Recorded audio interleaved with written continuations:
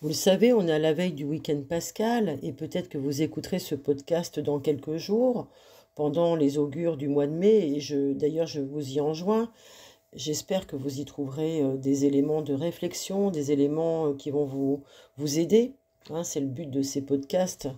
Euh, Voyez-vous, nous sommes tous retrouvés là, la veille de ce week-end, dans nos cœurs et confrontés à une grande incertitude.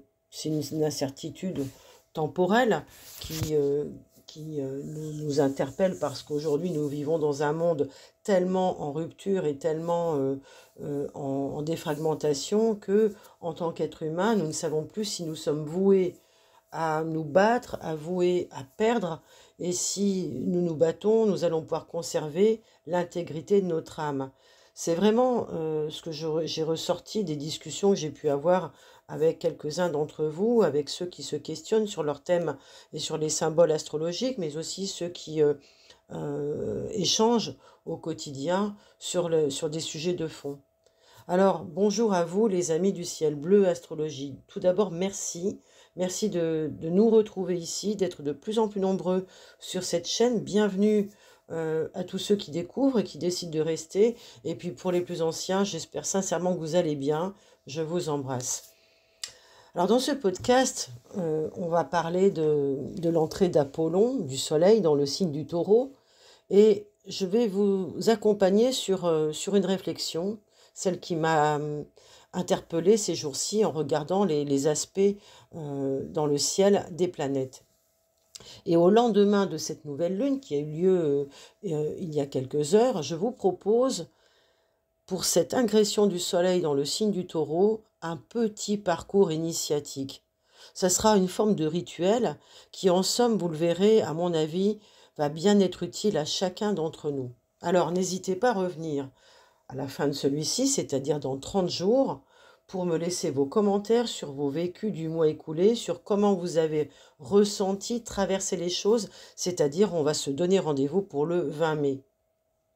Dans la conversation planétaire que nous avons des signes du zodiaque, nous avons des éléments intéressants. Effectivement, il y a des grands aspects, on va dire, facilitants, et en même temps, il y a des aspects de quadrature qui sont des aspects dynamiques avec un T carré et un apex en taureau, donc avec ce soleil qui entre en taureau pour les signes fixes. Donc c'est une période, finalement, pour sortir de notre inertie et pour nous donner une nouvelle formule d'agir concrètement dans notre quotidien et une certaine façon d'être actif dans la matière. Mais attention, cette action, elle devra être passée au crible de ce que disaient les anciens, c'est-à-dire que si cela ne reste qu'une pensée, une pensée, elle est sans durée. Et dans le vécu, c'est la matière qui s'installe. Si les choses se matérialisent, elles cessent d'être souffrance. Donc cela veut dire deux choses importantes. Et de un, que nous devons être tous, autant que nous sommes, dans des actions et dans l'action pour nous engager sur notre processus d'évolution, pour que les choses se déroulent comme on a envie et pour qu'elles aillent dans le sens que nous voulons, que nous désirons. Et ça, c'est le propre de la théorie de l'engagement que beaucoup de coachs et de coachés connaissent bien. Hein. C'est en faisant que l'on va faire, que les choses vont se faire.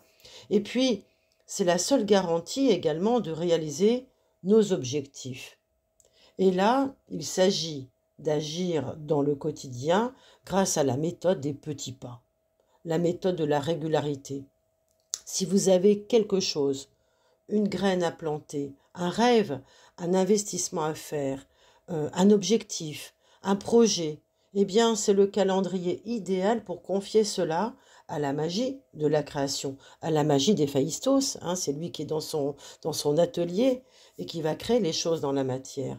Et puis, très sincèrement, ce qui est intéressant aussi, sur un second plan, c'est si vous êtes en souffrance d'une situation, si vous êtes dans un manque, dans une maladie, dans quelque chose qui vous fait souffrir, eh bien l'action que vous allez engager en conscience, ce petit pas de plus, qui sera un petit pas de bien, de beau, de juste pour vous, que vous allez réaliser tous les jours du mois de mai, eh bien, et à partir de maintenant, nous sommes le 19 avril, eh bien ce petit pas va être la graine qui va pousser jusqu'à sa fleur.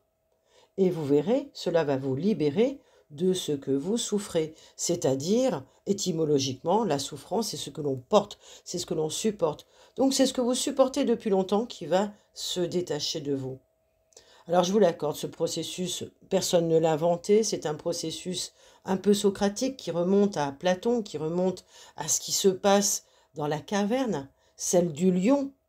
Et le lion, voyez-vous, il y a Mars dedans aujourd'hui, Arès, qui vient féconder notre graine d'individualité, qui est née partie du bélier.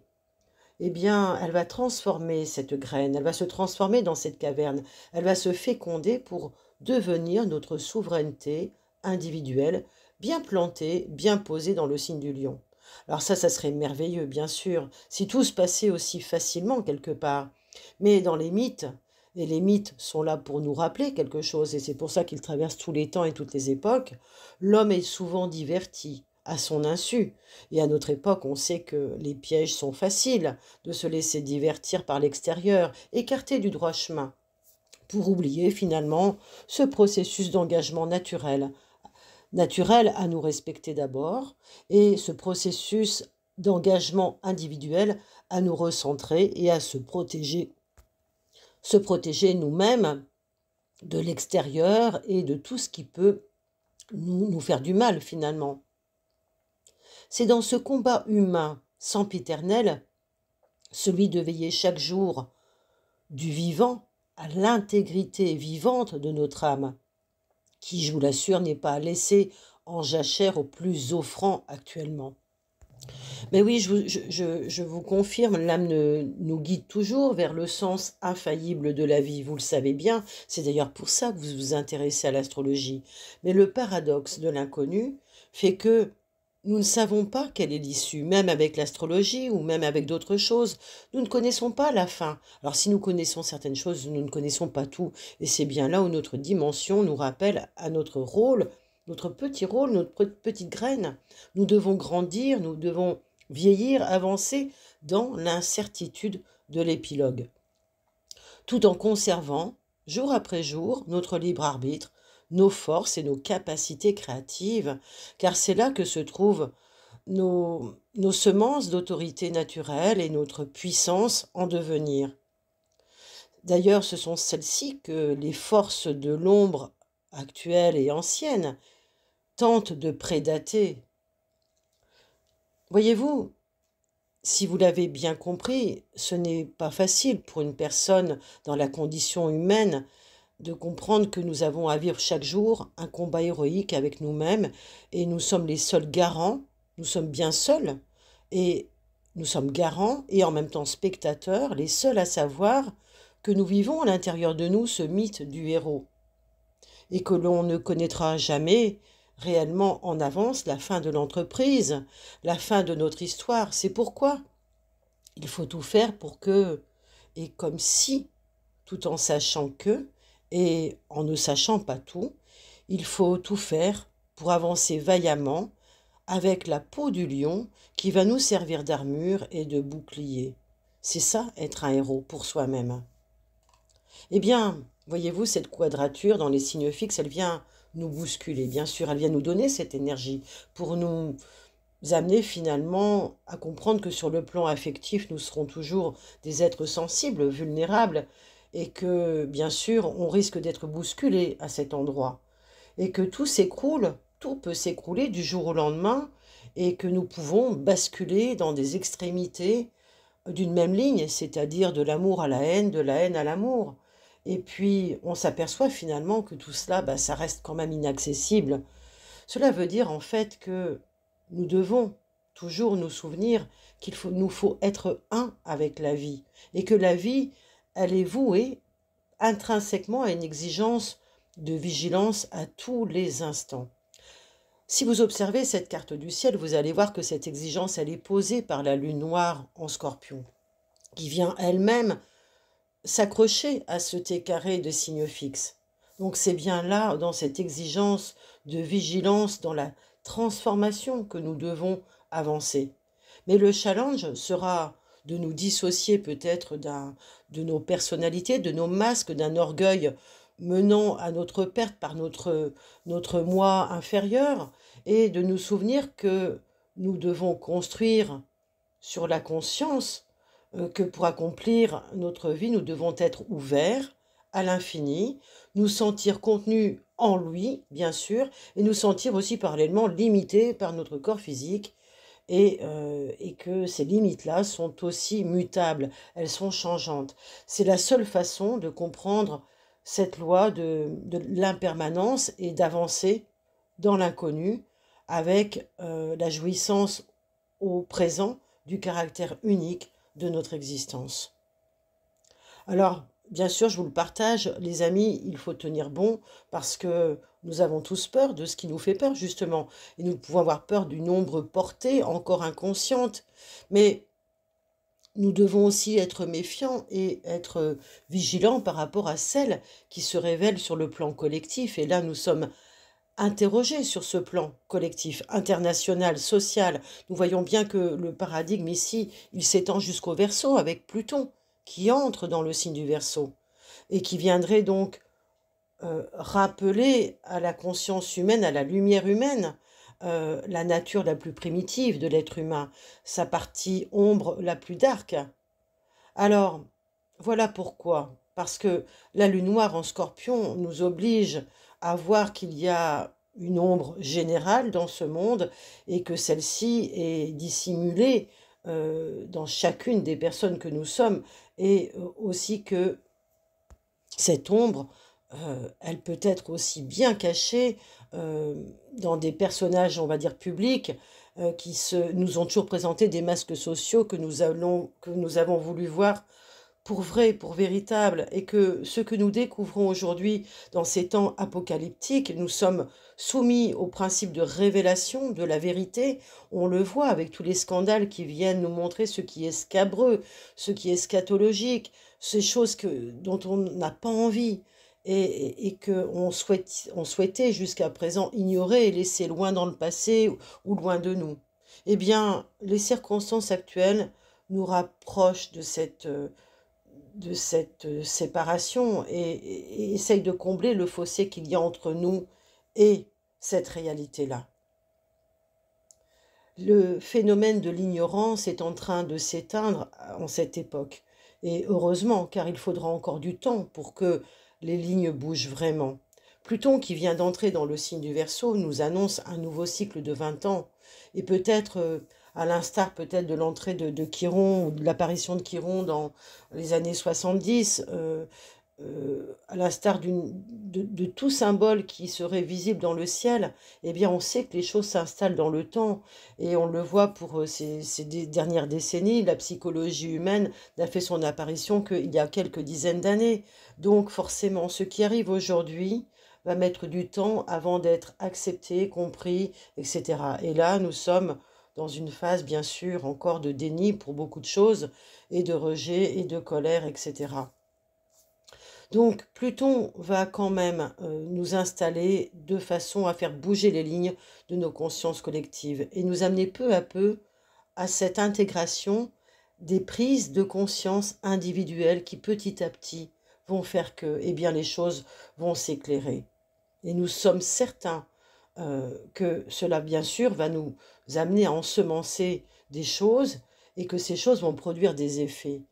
Alors, les effets qu'il va falloir, je dirais, diriger, ce sera soit des effets totalement dévastateurs, soit des effets totalement purificateurs. Et c'est la grande interrogation de cette nouvelle, on va dire, année solaire, de cette période, c'est de savoir de quel côté on se place.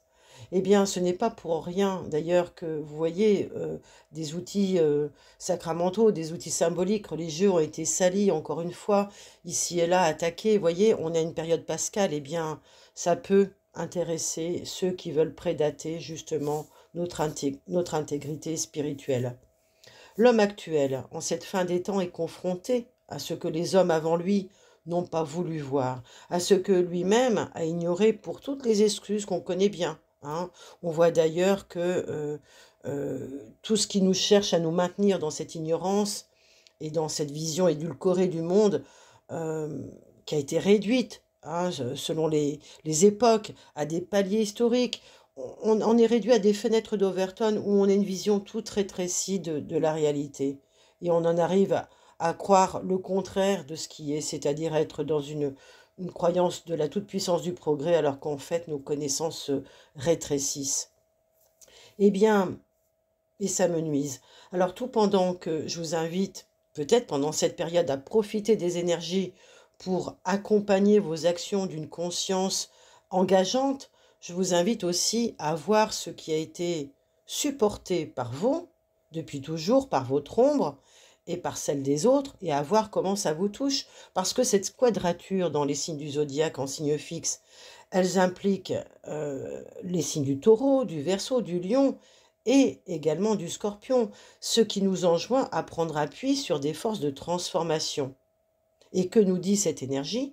Elle nous conseille de ressentir les choses et leur contraire, de voir que nos émotions sont existantes, mais qu'elles ont aussi des contre-émotions, et qu'on peut vaciller de l'une à l'autre, aller et venir de l'une à l'autre. Il faut se laisser traverser par elles pour les observer, les identifier et les laisser tout simplement nous révéler notre substance, notre état du milieu avant d'agir.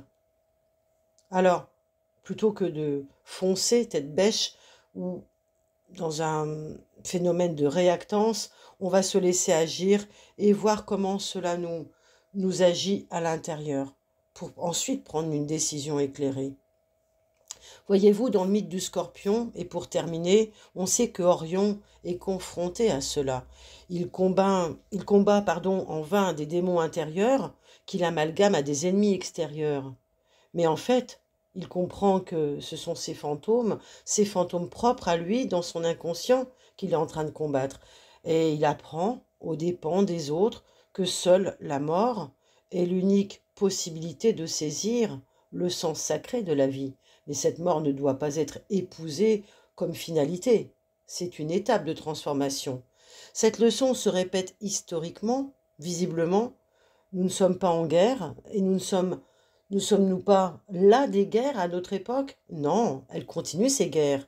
Alors voyez bien, il y a encore du travail pour que cette symbolique nous serve et que cette énergie qui se cristallise et qui contient un germe de folie perpétuelle, eh bien, puisse être reconnue, traitée et guérie.